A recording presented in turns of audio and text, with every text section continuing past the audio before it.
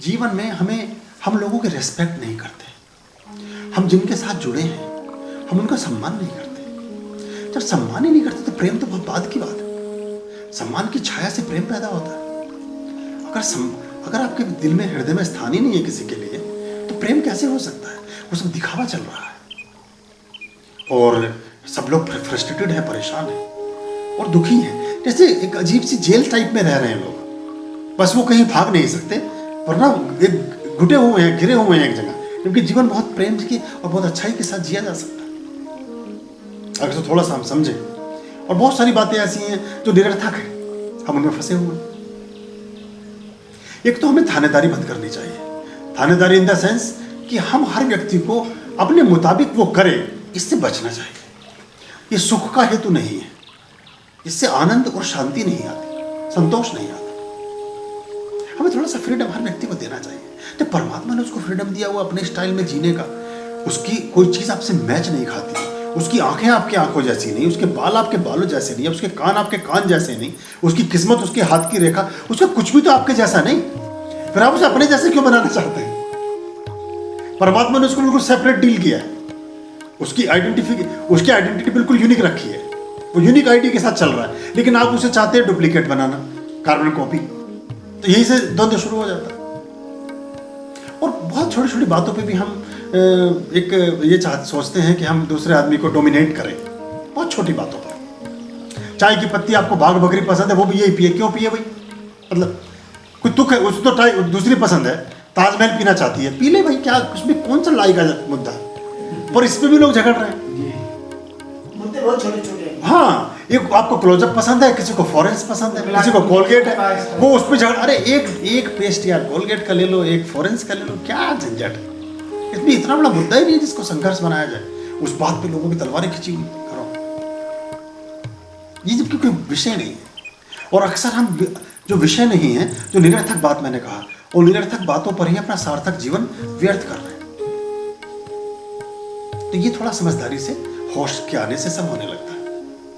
और जब मृत्यु की दस्तक, यही तो होती, मृत्यु की दस्तक आपके होश और बोध को जागृत करने के लिए होती है। लेकिन अभी भी नहीं जाग रहे हैं लोग। जब मौत दिखती है तो आदमी थोड़ा ज्ञान प्राप्त हो जाता है उसको, थोड़ा वो फिर होश में रहने लगता है।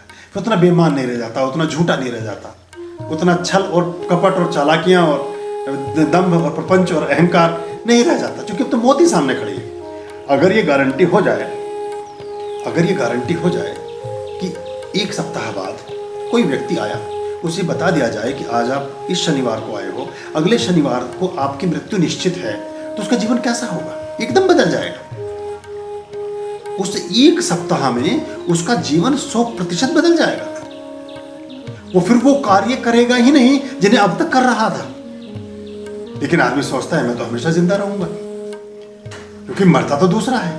हम मरघट तक तो औरों को पहुंचा के आते हैं ना, खुद तो कभी जाते नहीं मरघट तक, खुद तो बाद में जाएंगे, कोई और ही ले जाएगा। तो हम सोचते हैं कि मरता कोई और ही है, हम तो कभी नहीं मरते। हाँ, तो ये अगर ये हमें बोध पैदा हो जाए तो अच्छा सदगुरु मृत्यु भी सिखाता है। मृत्यु किस चीज की? आपके व्यसन की, आपके अहंकार की, आपके लोभ की, आपके दंभ की, आपके कपट की, आपके छल की, आपके झूठ की, आपकी सब बुराइयों की मृत्यु भी सिखाता है वो। और जब सब खत्म हो जाता है तो अमृत हो जाते हैं। फिर दिए से दिया जल गया, आप दीपक से दीपक जग गया, आप भी पवित्र, आप हो गए देव की तुलना में चले गए। फिर आप मनुष्य से देवत्व की तरफ चले गए, मनुष्यत्व से देवत्व की तरफ चले गए, आपका जो बीच के हर्डल से खत्म हो गए। तो ये जो थोड़ी थोड़ी छोटी छोटी चीजें, देखिए एक कोई मूर्ति बनाता है, मूर्तिकार, वो बनाता तो कुछ भी नहीं है, जो उस पत्थर पर अतिरिक्त भाग है उसको काट कर अलग कर देता है, अंदर से मूर्ति प्रकट हो जाती है। मूर्ति तो पहले से ही पत्थर में थी, उसने कुछ चिपकाया थोड़ा ही है, सिर्फ घटाया है। तो ये घटाना नहीं सह पाते हैं लोग। हमने कहा कि भाई गुटखा घटा दो, वो नहीं घटा रहे। हमने कहा शराब घटा दो, मांस घटा दो, जो भी गलत है उसे घटा दो। वो जैसे छीनी हम लेकर शुरू होते हैं, वो भाग जाता है कि नहीं, चोट तो मैं बर्दाश्त नहीं करूंगा। तो फिर तुम मूर्ति बनोगे कब? फिर तो पत्थर के पत्थर रह जाओगे, फिर कभी तुम्हारी पूजा ना हो सकेगी, फिर तुम कभी मंदिर में ना स्थापित हो सकोगे। फिर तो पत्थर हो, हो सकता पुलिया में लगा दे कोई, या पता नहीं किस काम में आओ। अरे दो पत्थर में बात हो रही है, एक पत्थर पड़े हैं तो कहते तू भी पत्थर मैं भी पत्थर, तो उस पर भी छेनी हथौड़ी चलेगी, मेरे पे भी छेनी हथौड़ी चलेगी। तो पहले पत्थर पर छेनी हथौड़ी चलनी शुरू हुई तो बहुत प्रसन्न हुआ वो। उसने कहा कि देखो तुम्हें काटा जा रहा है, उसके साथ को दूसरा पत्थर तो मजाक उड़ाया, बोले देखो मैं तो साबुत का साबुत हूँ। तो थोड़े दिन बाद उस साबुत पत्थर को उठाकर नीचे सीढ़ी में लगा दिया गया, और जिस पर छेनी हथौड़ी बन रही थी उनसे भगवान की प्रतिमा उद्घाटित हुई। फिर वो पत्थर मुस्कुराया, उसने कहा देख तू पत्थर, तूने छेनी हथौड़े से खुद को बचाया तो तेरे पर लोगों के पैर पड़ रहे हैं, तुझ पर लोग पैर रखकर ऊपर चढ़ रहे हैं मंदिर की सीढ़ी, और मैंने छेनी हथौड़ी सी तो मेरे गले में फूलों की माला डल रही है और मुझे लोग तिलक कर रहे हैं और मेरी पूजा हो रही है। तू भी पत्थर, मैं भी पत्थर, पर मैंने छेनी हथौड़ा सहा है तो इसलिए मेरी पूजा हो रही है। तूने नहीं सहा तो तेरे पर जूते उतारे जा रहे हैं। ये जीवन भी ऐसा ही है। तो ये जो अच्छे संस्कार हैं ये छेनी हथौड़े की तरह काम करते हैं। इन्हें काटना इतना मुश्किल होता है, लेकिन अगर हो जाए तो फिर आप जीवन अच्छा हो जाता है। और कोई अदृश्य ताकत सदा सर्वदा आपका साथ देती है। उसे कोई भी आप नाम दें, उसे परमात्मा कहें, ईश्वर कहें, गुरु कृपा कहें, कोई भी कुछ भी नाम दे लें उसको आप, वो कुछ चीज़ है शैडो जो आपके साथ साथ चलती है।